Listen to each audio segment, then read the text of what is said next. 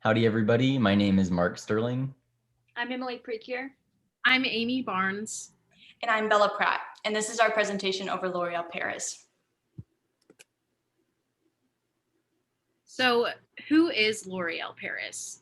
It's made up of brands like Urban Decay, Maybelline, and IT Cosmetics, and together they make up a total beauty care company that combines the latest in technology to create the highest and best quality products for the beauty industry, all to come together for their L'Oreal's purpose of creating the beauty that moves the world.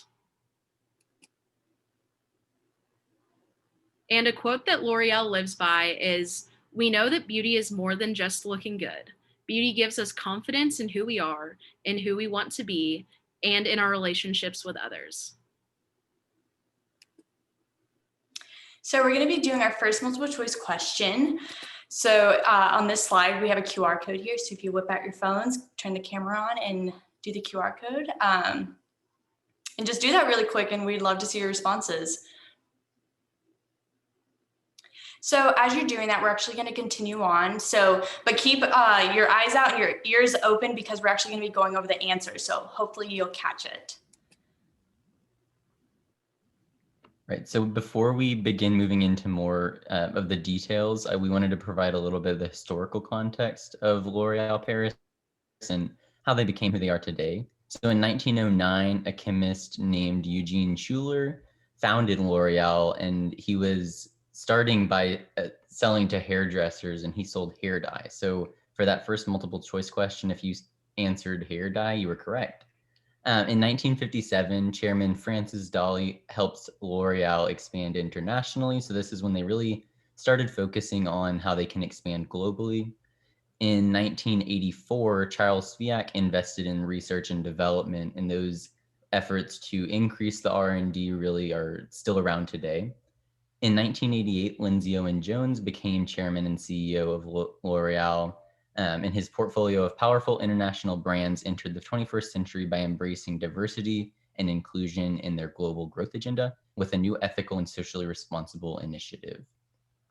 In 2006, we have our current John Paul Agon becoming Chief Executive Officer of L'Oreal, and he's continuing those ethical and socially responsible initiatives. Next up, we want to talk a little bit about what L'Oreal Paris is up to today and their plans for the future.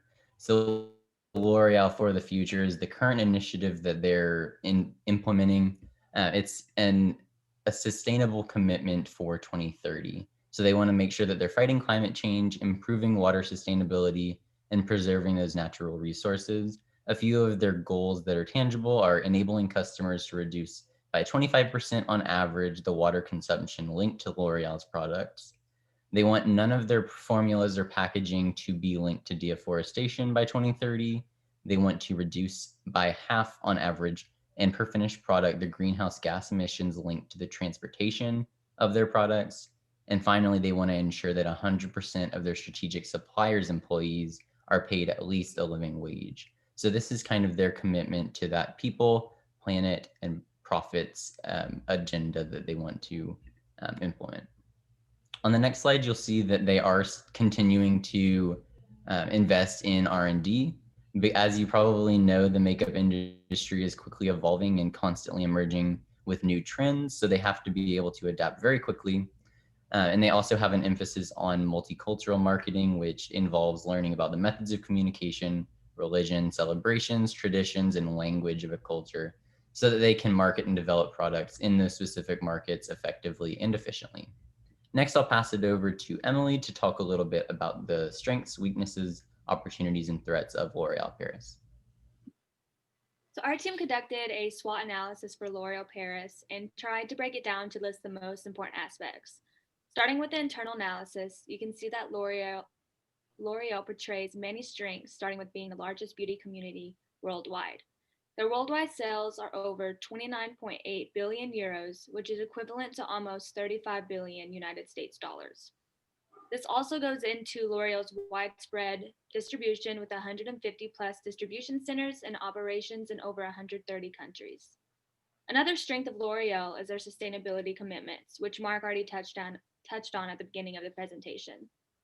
Next up is L'Oreal's large brand portfolio with the total of 39 beauty brands, including major staples like Lancome, Maybelline, Urban Decay, and Garnier. L'Oreal also has a very strong commitment in research and development. L'Oreal partners with dermatologists, cosmetologists, and scientists to provide the top-of-the-line product customers crave. There are continuous R&D experiments going on at L'Oreal to ensure the safety of the products for the consumers that use them. On the downside, high investments in R&D means that L'Oreal's profit margins are a little lower than its competitors, which is one of their weaknesses. Another weakness is the growing saturation of the cosmetic industry. So new products and brands are popping up every day, which is increasing the number of competitors in the market.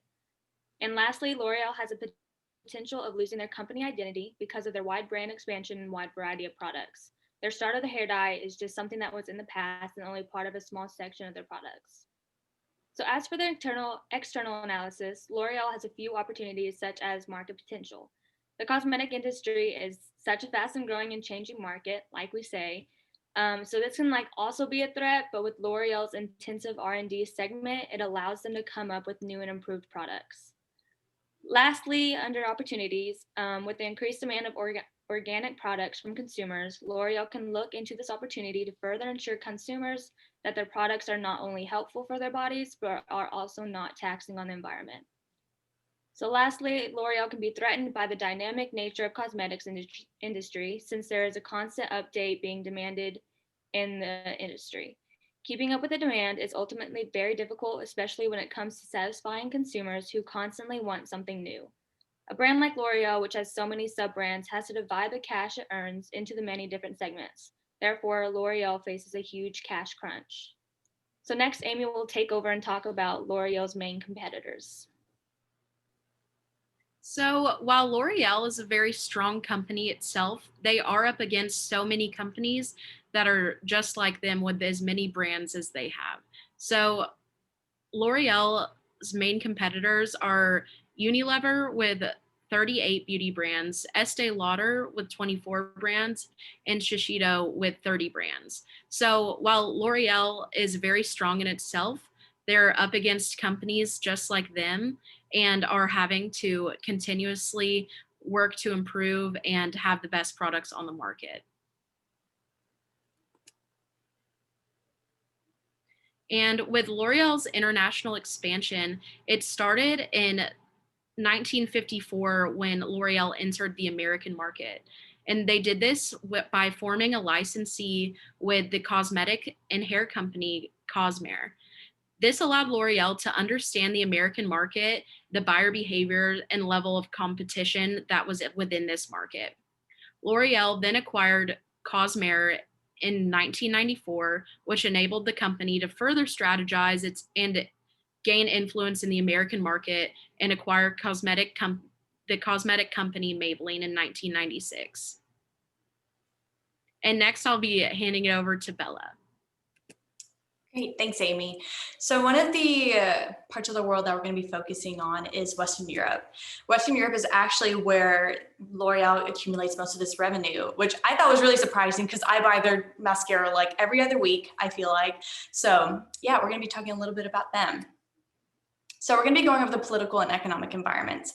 So firstly, with political, I found this really interesting, kind of comparing it to how we have our political parties here. So in Western Europe, they have 6 key political groups based on people's left to right ideologies and their support of populist views.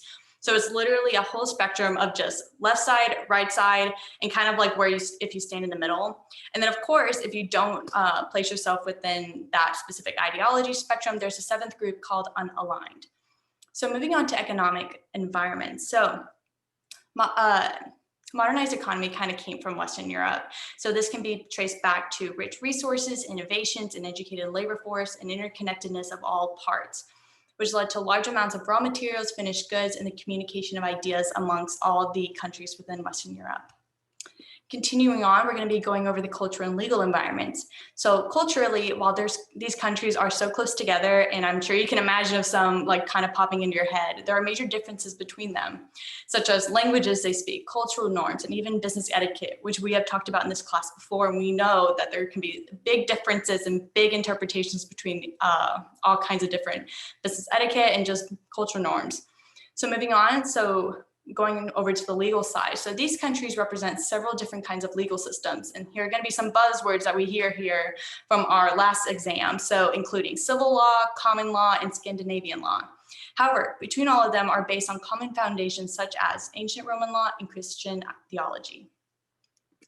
So continuing on, we're going to be going over the opportunities and challenges L'Oreal faces in Western Europe. So some opportunities that come from kind of investing themselves in Western Europe and just globally overall is widespread distribution channels have allowed L'Oreal to reach people from all around the world, as well as using multicultural marketing to reach all of their audiences and showcase their products. They're really big, as Mark has talked about before in our presentation, of embracing all cultures around the world and allowing their products to be used by every type of person in the world, which is something that I think is really cool. And then some challenges, again, this is kind of more of a global stance, but so keeping up with all of the technology changes that occur within this fast-paced industry. And this kind of goes without saying, as Emily talked about within her presentation, is the makeup industry is constantly changing all the time. And I know we can say the same about the technology industry as well. It's just super fast-paced all the time, especially with L'Oreal and their stance of having so many companies acquired by them. They're having to change a lot and for a lot of different companies at the same time. So that can definitely be a challenge at times. And then going on, we're going to be going over, of course, our favorites, multiple choice question number 2. So in this slide here, there's going to be another QR code. And we're going to give y'all a few seconds to kind of go over it and kind of see what you think. We're going to see if you know your L'Oreal marketing. And yeah, so we're going to wait a few seconds here and kind of go over the answer. Okay, great.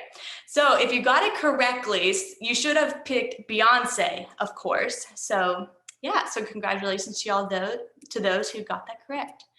And now we're going to be moving on to our takeaways. So one that I thought was really cool, and we kind of stated this at the very beginning, was just where it started. So L'Oreal started in 1909 and started expanding internationally into the US in 1957. I thought it was really neat to read about their commitment to minimizing their environmental impact and fighting climate change. This kind of ties into the corporate social responsibility that we're learning about in class right now. So I thought it was very topical. I think my favorite takeaway was L'Oreal being the biggest cosmetic industry in the world. And it was surprising to me that I didn't know that, since I almost use makeup every single day. And lastly, my favorite takeaway was that L'Oreal prides itself in creating products that reach audiences all around the world. And they are certainly a global company, which is very impressive, especially because this is our international environment of business class. Right.